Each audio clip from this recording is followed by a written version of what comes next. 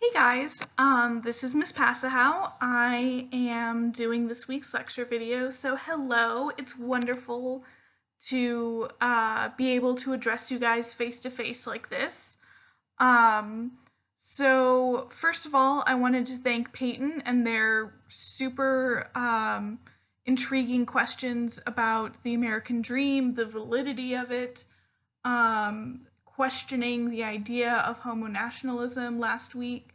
I think really great start to a discussion. So thank you, Peyton, for that. Um, and this week we are going to be touching on the idea of what is an epidemic. Now, I know we're kind of tired of hearing that word probably by now. Um, we ourselves are in the middle of an epidemic. We're in the middle of a pandemic. Um, what exactly is an epidemic? Um, According to Google's dictionary.com, or that's the first definition that comes up when you Google it, an epidemic is a widespread occurrence of an infectious disease in a community at a particular time. Where Merriam-Webster goes a little bit wider with their definition. They refer to it as something that is affecting or tending to affect a disproportionately large number of individuals within a population, community, or region at the same time. So I would ask the question, why is this a crisis? But I feel like the answer is kind of there in the definition. It is something that, as Merriam-Webster says, is affecting a disproportionately large number of the community. So I think this fits in really well with our conversation about queer crises because an epidemic is in and of itself a vast crisis. It is something that affects huge numbers of people in an extremely detrimental way, whether it be physically or mentally, or a combination of both emotionally. Um, so I think it's clear to see, for me at least, to see how the sorry, I lost the English language for a second there. To see how the idea of an epidemic fits in with the idea of a crisis. So with our readings this week, we're going to talk more specifically about queer crises and queer epidemics. I know the first thing that comes to mind when you think of a queer epidemic is the AIDS HIV crisis. But I want us to think a little bit broader than that. So we have two readings this week. One is Larry Kramer's The Normal Heart, which, as you can see, I've been taking notes. This was first produced in 1985 at the height of the AIDS HIV crisis. So it kind of talks about the start of it, how awareness started to spread, how hard it was to spread awareness at a time when gay men were feeling really liberated in their identities and feeling able to express themselves. It was a difficult task to get people to realize that there was an epidemic going on. So that is one of our readings that I will touch on again in a second.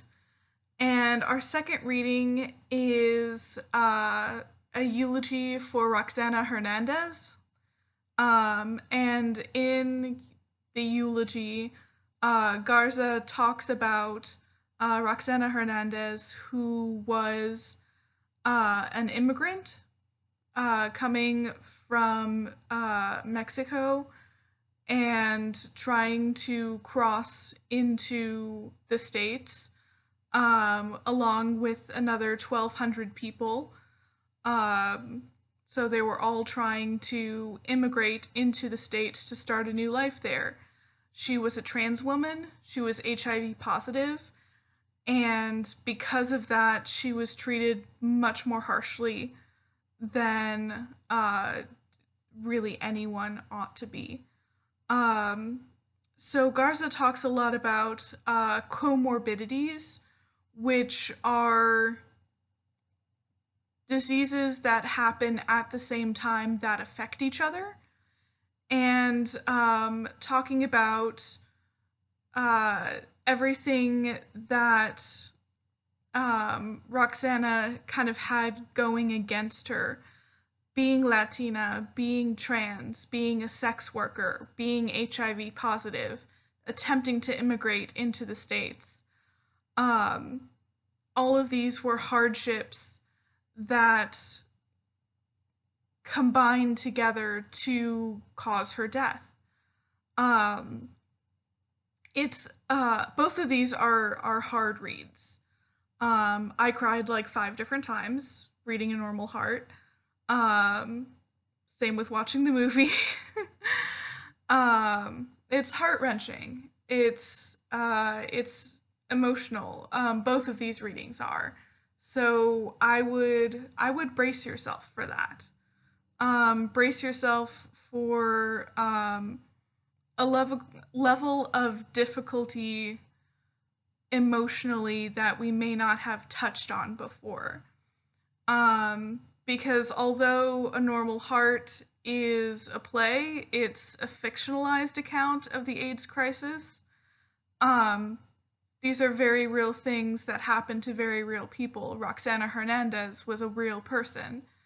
And I'm not saying that we haven't discussed the problems of real people before, but for me at least, these kind of hit hard in a way that some previous readings may not have. So brace yourself for some tears, or maybe not. Maybe it's just me.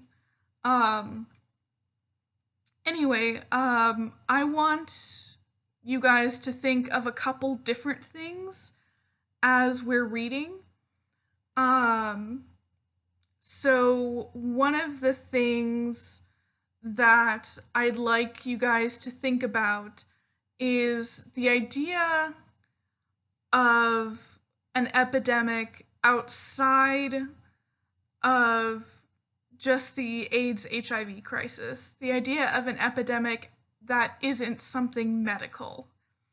That is something that is still widespread and affects the community, but not necessarily in a physical way. For instance,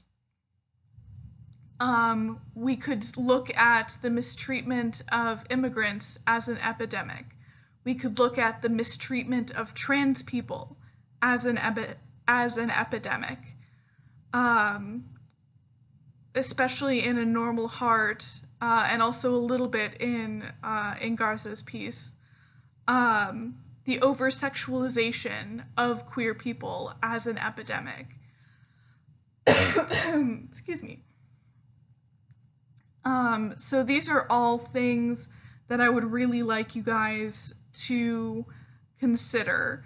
What other epidemics can be found within these texts that aren't just the more straightforward ones, the ones that are obvious and on the surface? I really want you guys to dig into these texts and think about a broader definition. Think about more the Merriam-Webster definition of epidemic, and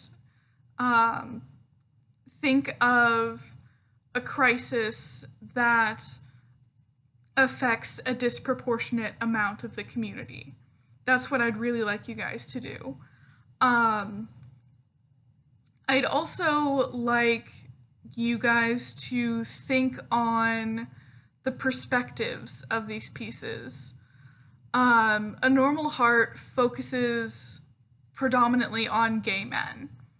Does that make it too limiting in its perspective? Does reading Garza's piece in conjunction help open up the perspective a little bit?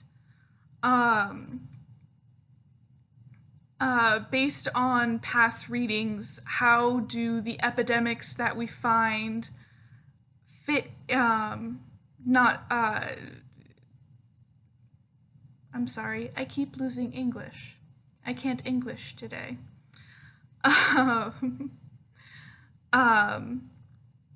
Let me start over again. Not from the beginning, but just from this thought bubble. So are these readings too specific? Are these experiences too specific?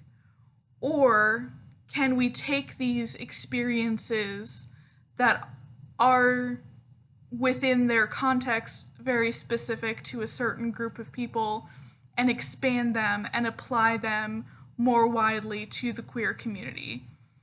And last but not least, thinking of some previous readings and connecting some previous readings with A Normal Heart and with A Eulogy for Roxana, with all of the things that we've read together so far, because we're more than a third of the way through the semester. How can we bring all of these things together in order to really fit together an idea of queer rhetorics in crisis? So I know that's a lot to ask you to think about, and you don't have to attack all of them, but these are just some things that you might want to keep in mind as you're reading A Normal Heart, as you're reading A Eulogy for Roxana. And like that. That's kind of my spiel for this week. Despite finding both readings heartbreaking, I very much enjoyed reading them as well, and I think they're incredibly important things to read. So I hope you enjoy them. I hope you get a lot out of them. Excuse me. And I look forward to seeing your discussions. So have fun on the discussion boards, and I will see you guys soon. Bye!